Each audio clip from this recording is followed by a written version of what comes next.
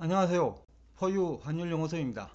오늘은 어제 예고한 대로 무역 수지 관련 얘기를 하고자 합니다. 지금 우리나라 이제 무역 수지가 5개월 연속 이제 적자지요. 그러다 보니까 뭐 여러 분야에 걸쳐서 부정적 영향을 미치고 있어요. 가깝게는 기업 이익이 이제 줄어드니까 주식 시장에 영향을 주고, 또 기업들의 영업 실적이 나빠지면 기업의 자금 조달 금리, 일반적으로 기업이 조달하는 시장 금리죠. 시장 금리에도 부정적인 영향을 주고, 그다음 외국인 투자자들은 우리나라 기업들의 무역 수지가 나빠지면 보유 주식을 매도한 다음에 이제 빠져나가겠죠.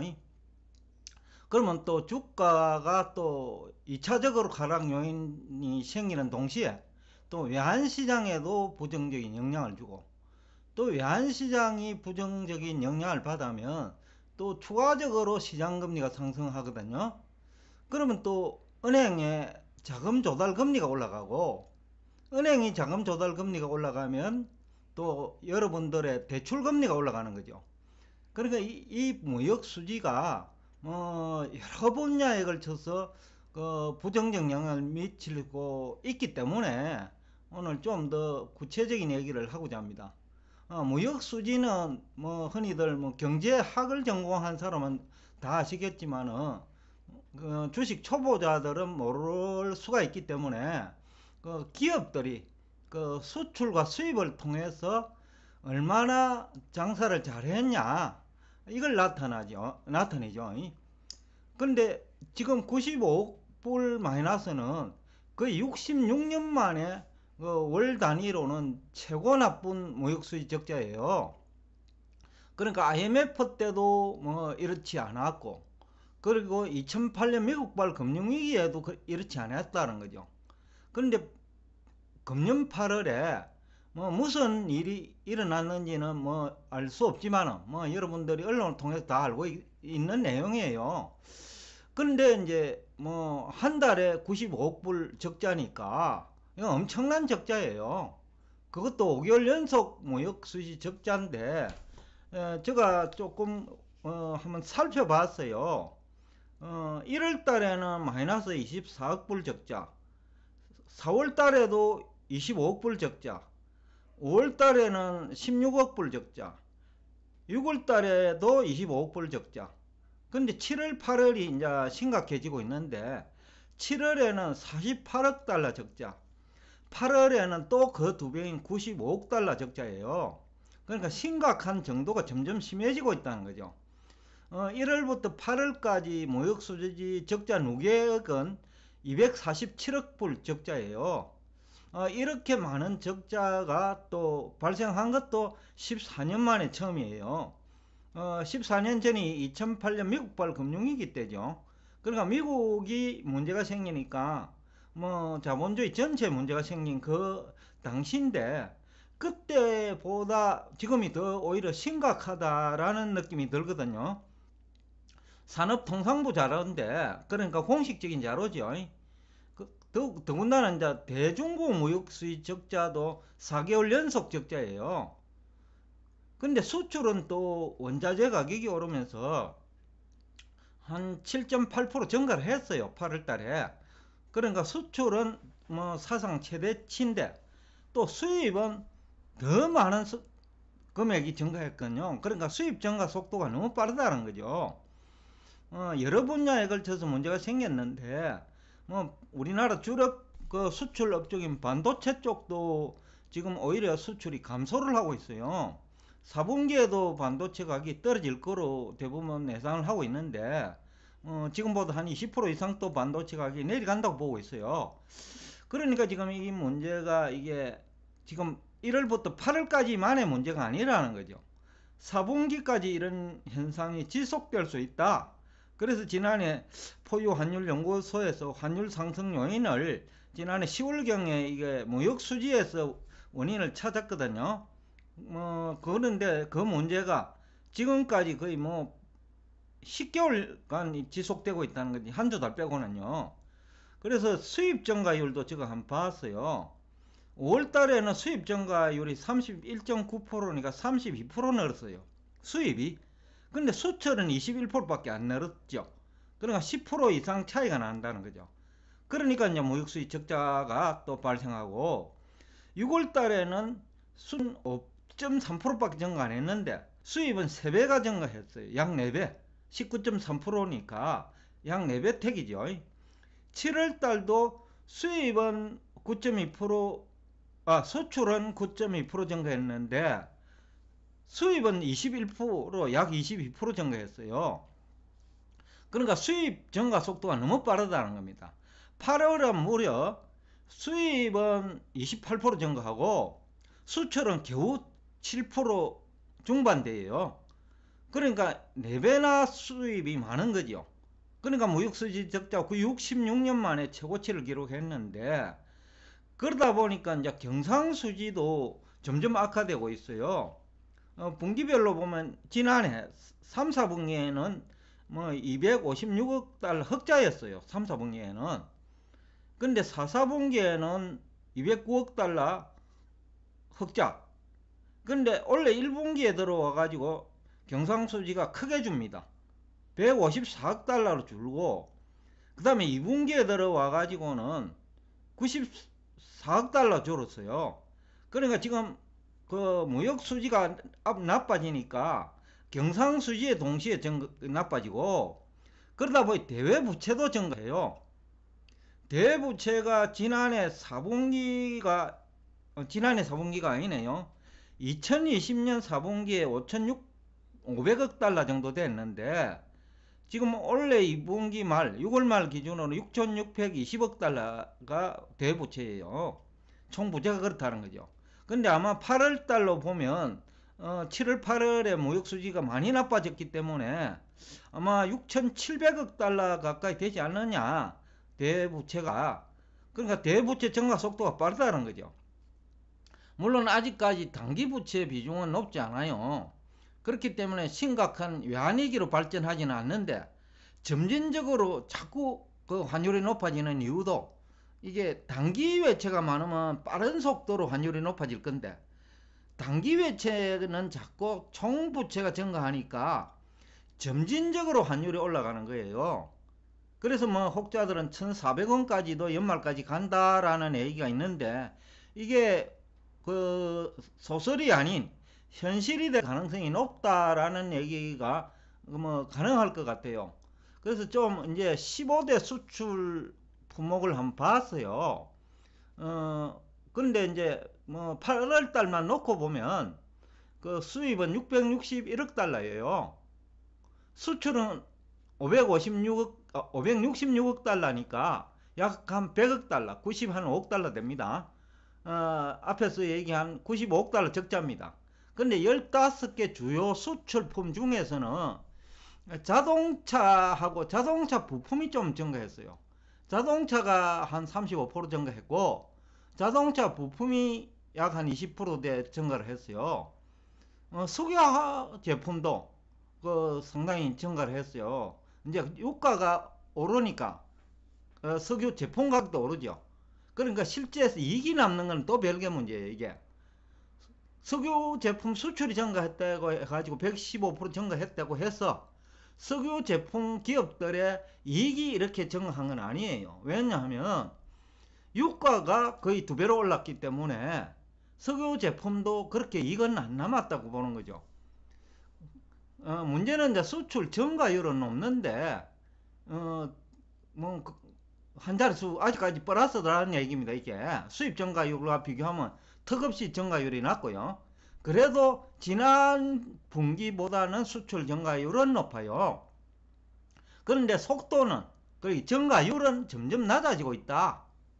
근데 문제는 이런 추세가 지속되면 9월, 10월에도 무역수지 적자는 지속될 수밖에 없고, 그리고 또 무역수지 적자가 지속되면 대부채도 증가할 수밖에 없습니다. 그리고 야한보유고도 줄 수밖에 없고요. 참고로 야한보유고도 지금 보면 2021년 연말이죠. 4,631억 달러였는데 2022년 지금 7월 말 기준으로 약 한 1년 6개월 됐죠. 그러니까 1년 7개월이네요. 그 300억 달러, 약 한 200, 4, 50억 달러 줄었어요. 근데 이것도 외환 보유가 적게 줄은 이유는 그 외국에서 돈을 빌려가 막고 있는 거죠. 외환 보유가 빠른 속도로 줄면 지금 외환위기로 발전하니까 외국에서 장기채를 빌려가지고 외환 보유고 감소를 막고 있는 거죠. 그러니까 지금 현재 진행되고 있는 상황을 볼 때 연말까지 1,400원 간다는 얘기가 그냥 하는 얘기는 아닌 것 같다. 현실성 있는 분석이면서 자료가 될 수 있다. 라는 얘기가 가능할 것 같아요. 여하튼 지금 현재 우리나라 무역 수지가 전반적인 실물 경제 내지는 그다음 금융시장에 대형 악재로 발전하고 있는 과정이에요. 지난해 포유 환율 연구소가 약 한 9월 내지 10월에 이제 왜 환율이 오르냐라고 하면서 무역 수지를 얘기를 했거든요. 무역 수지가 빠른 속도로 나빠진다라는 얘기를 했는데 그때만 하더라도 미풍이지요. 근데 1년 반쯤 지나고 나니까 이제는 미풍에서 중풍을 지나가지고 강풍 단계로 지금 발전을 했어요. 지금 여기서 더 나빠진다면 태풍이 될 수 있다는 거죠. 그래서 제가 오늘이 저희들 포유 환율 연구소 방송국 개국 1주년인데 어제도 얘기했지만 1주년에 기쁜 소식을 전하려고 했는데 워낙 무역 수지가 실물 경제와 금융시장 전반에 부정적인 영향을 미치기 때문에 생일날임에도 불구하고 부정적인 얘기를 할 수밖에 없다는 점을 양해 바랍니다. 특히 이제 우리 지금 서학개미들이 아니고 동학개미죠. 삼성전자 투자 비중이 높는데 SK 하이닉스도 반도체니까 두 업종인데 두 개 회사가 지금 반도체 수요가 둔화되고 있어요. 우선은 중국이 지금 경제적으로 어려운 것도 문제지만은 대중국 반도체 수출 규제도 있잖아요. 그리고 러시아에 대한 반도체 수출 규제도 있고 그러다 보니까 이제 DRAM 반도체 가격이 이제 내린 게 문제제요. 매출형 마진율이 20%가 안 되는데 반도체 가격이 거의 20% 내렸어요. 지난해 1분기에 이제 많이 남았겠죠. 그때는 2021년 1분기만 하더라도 3불대 중반 하던 반도체 가격이 1년이 지난 4분기 그러니까 1년 한 6개월 지났네요. 그때 2.5불까지 지금 내려갔으니까 2022년 4분기에 4분기에 2.5불로 전망하고 있어요. 그러면 약 한 1불 차이 나니까 23% 하락이죠. 마진율이 23% 되면 모르겠는데 4분기에는 삼성전자도 구조조정 내지는 감량 경영을 하지 않으면 적자로 반전될 수 있다라는 그런 우려도 가능하죠. 그래서 지난해에 제가 9월인가 아마 10월로 기억되는데 그때 7만원대 중반에 있을 때 6만 5천원까지 삼성전자 가격이 내릴 수 있다라는 얘기를 한 기억이 나거든요. 그러니까 경제에 대한 불확실성 그리고 반도체 수요 둔화 결국 그 얘기가 그 얘기죠. 중국 경제가 나빠지면 중국에 수출을 하는 국가들 많잖아요. 그러니까 동남아 중국 경제의 의존도가 높은 국가들도 역시 반도체 수요가 줄 수밖에 없거든요. 그래서 지난해 제가 삼성전자 주가가 7만 한 5천원 8만원 사이에 있을 때요 6만 5천원까지도 하락할 수 있다라고 했고 올해 들어와가지고 LS 투자를 제안할 때도 삼성전자는 하지 않겠다 라는 제가 얘기를 한 기억이 납니다. 댓글에. 그래서 이제 지금 이제 반도체 쪽이 이제 연말까지 나쁘다고 봐야 되는데 삼성전자 주가도 연말까지는 오리야 기리야 하는 거 아니냐 라는 우리가 추정도 가능해요. SK 하이닉스도 마찬가지고 어떤 뭐 상승보다는 그 추가적인 하락도 배제할 수 없다라는 것이 이제 반도체 시황을 보면 어느 정도 뭐 우리가 추정을 해볼 수 있죠. 또 지금 경기 불황이니까 삼성전자 주력 제품이 반도체와 가전이잖아요. 가전에 대한 수요도 줄 수밖에 없거든요.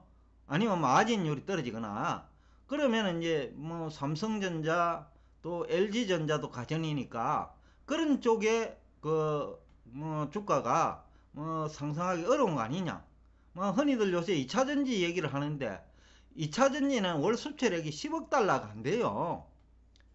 삼성전자 뭐 반도체가 삼성전자 반도체와 SK 하이닉스 반도체가 100억 달러가 넘거든요. 10배가 넘는데 그쪽에 이제 문제가 생겼는데 2차전지 겨우 한 달에 10억 달러 수출하니까 10억 달러가 안 돼요. 거기다가 리튬, 니켈, 코발트 가격이 지난해 많이 올랐잖아요. 그러니까 여도 마진율이 없는 거예요. 뭐 정권 전문가들은 2차 전지를 뭐 대단한 것처럼 얘기하지만은 마진율은 높지 않다라는 거죠. 그래서 지금 오늘 제가 오늘 생일날인데 생일날 부정적인 얘기를 하는데 특히 우리나라 자산시장은 상당히 4분기까지도 좋을 가능성은 없다. 뭐 일시적으로 낙폭 가세에 대한 기술적 반등 정도는 있겠지만은 전체적으로 보면 그 우리나라 기업들 전체가 그 무역을 통해서 적자를 보고 있기 때문에 또 4분기까지 지속될 가능성이 높기 때문에 4분기까지 우리 경제는 실물도 금융시장도 나빠질 가능성이 더 높다. 특히 이제 금리가 문제인데요. 기업이 무역을 통해서 적자가 발생하면 기업의 신용도가 떨어집니다. 기업은 신용도가 떨어지면 금리, 즉 자금 조달 금리가 막 4%, 5%씩 오르거든요. 그렇기 때문에 기업의 무역 수지 악화는 기업의 자금 조달 비용, 특히 영업 실적과 관련해 가지고 굉장히 뭐 부정적 영향을 줄 수 있기 때문에 그 무역 수지를 반드시 체크해야 된다. 여러분이 그 국내 주식에 투자를 할 때 무역 수지가 나빠진다는 것은 기업 이익이 나빠지는 거고 그 신용도가 하락할 수 있거든요.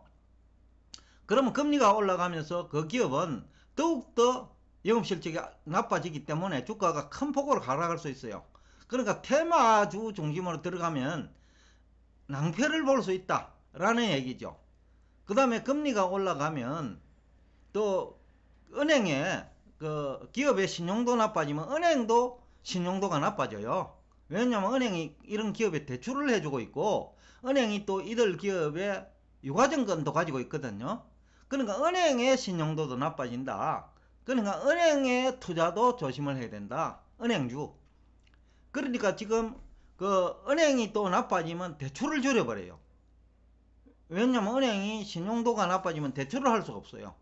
BIS 자기 자본 비율이라 하는 통제를 받고 있기 때문에 국제결제은행이 통제를 하거든요. 아마 지금 대출도 쉽지 않을 거예요. 정부가 대출을 하라고 해도 은행은 대출을 할 여력이 없어지고 있다. BIS 자기 자본 비율 때문에. 그러면 부동산 시장에 영향을 주죠. 금리 올라가고 은행 대출 못 해주고 그럼 대출금을 오히려 회수를 해야 된다는 거죠. 그러니까 부동산 시장이 과거와 다른 환경이다. 2008년과도 다르고 1998년과도 다르다. 지금 우리나라 부동산 시장 환경이야말로 과거에 없었던 부동산 시장 환경이다. 그러니까 부동산 시장도 조심해야 된다. 여하튼 그 우리나라 지금 무역 수지를 보면 올해 연말까지는 우리나라 실물 경제와 금융시장이 어떻게 될지 부동산 시장까지요. 대충 어느 정도 여러분들이 전망이 가능하리라고 생각하면서 오늘 여러분과 대화를 여기서 끝내겠습니다. 생일날 일어난 우울한 얘기를 해서 대단히 지금 송구스럽다는 얘기를 하면서 여기서 대화를 마치고자 합니다.